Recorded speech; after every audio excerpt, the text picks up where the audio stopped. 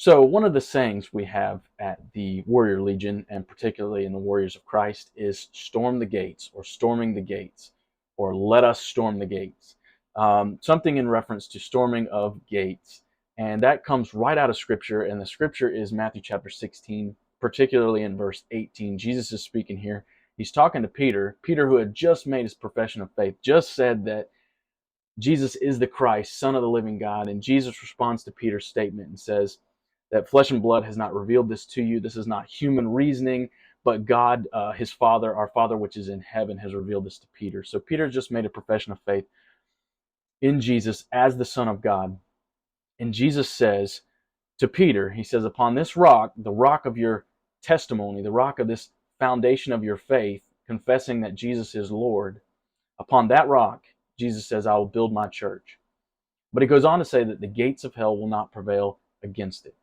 Jesus is 100%. His church is also 100% offensive. Jesus is not defensive. The perspective in the church and the perspective a lot of us as Christians have or were brought up to have is defensive. Oh, when the enemy attacks me, I'll resist with this, that, and the other. The enemy attacks, 100% believe that. Scripture supports that the enemy will, in fact, attack you. If you're awake and alive, he's after you. But our perspective is not to be entirely defensive, waiting for the enemy to attack.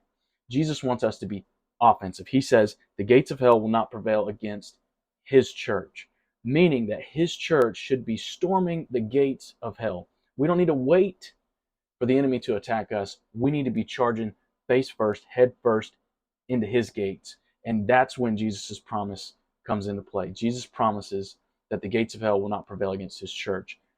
When we are offensive and attacking the enemy, we can stand on that firm foundation and that firm promise that Jesus gave in Matthew chapter 16. So, together, as the Legion, as warriors of Christ, let us storm the gates together.